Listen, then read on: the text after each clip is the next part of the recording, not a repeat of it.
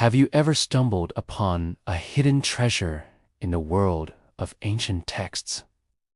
A collection of poems so beautiful, so personal, they feel like they could have been written yesterday.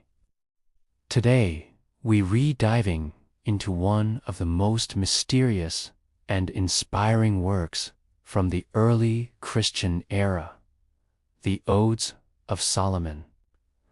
What are the Odes of Solomon? Well, for starters, they're not actually by King Solomon. They're a collection of 42 lyrical poems, or odes, that were likely written in the 1st or 2nd century. For centuries, they were lost to history, only mentioned in other ancient writings.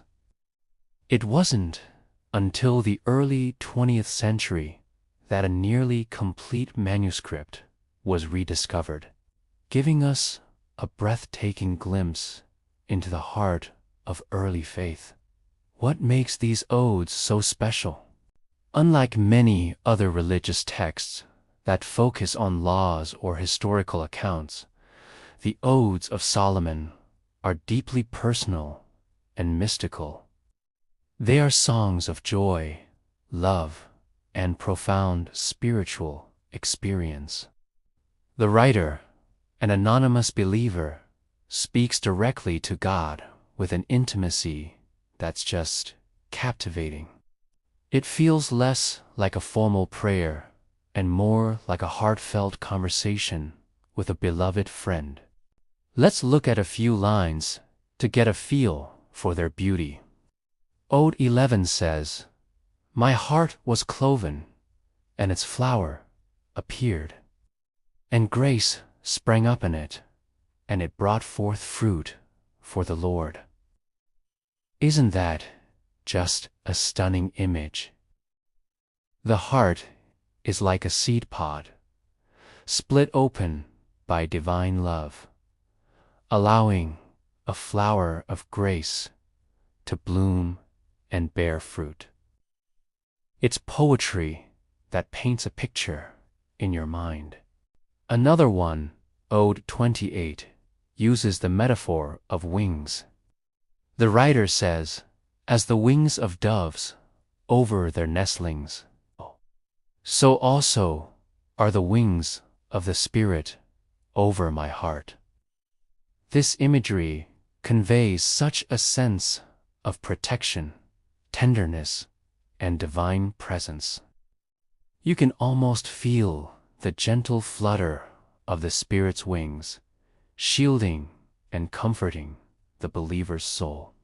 The central theme running through all the odes is the joy of salvation and the intimate relationship between the believer and Christ. The odes often speak from the perspective of Christ himself, or from the soul that has been united with him. For example, in Ode 42, we hear, "I was with them, and they did not know me. I am a harp whose strings are new, and a new song I sing." This personification of Christ as a new song, a new melody for humanity, is incredibly powerful. Scholars believe these odes might have been used as hymns in early Christian baptismal ceremonies. Imagine being a new believer, hearing these beautiful words sung over you, celebrating your new life in faith. They speak of being clothed in light, drinking immortal water, and being crowned with truth. It's a message of transformation, hope, and an overwhelming sense of belonging. The Odes of Solomon bridge the gap between the Old Testament Psalms and later Christian hymns. They are filled with rich symbolism drawn from both Jewish tradition and the emerging Christian understanding of Jesus as the Messiah. The writer speaks of the Word in a way that echoes the Gospel of John, describing it as a dynamic, life-giving force.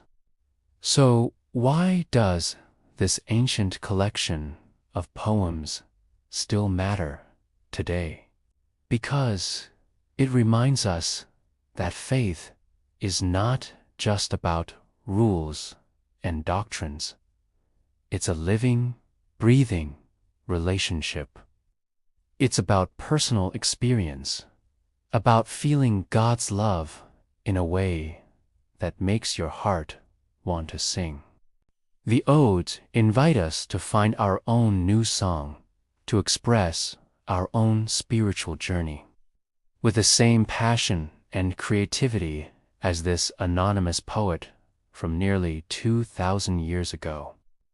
They are a testament to the enduring power of faith to inspire art, poetry, and a deep personal connection to the divine.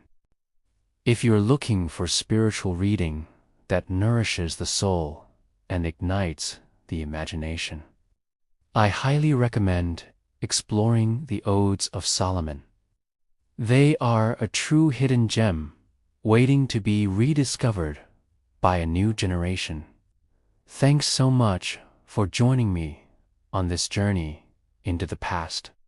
If you enjoyed this video, please give it a like and subscribe for more explorations of fascinating ancient texts. See you next time.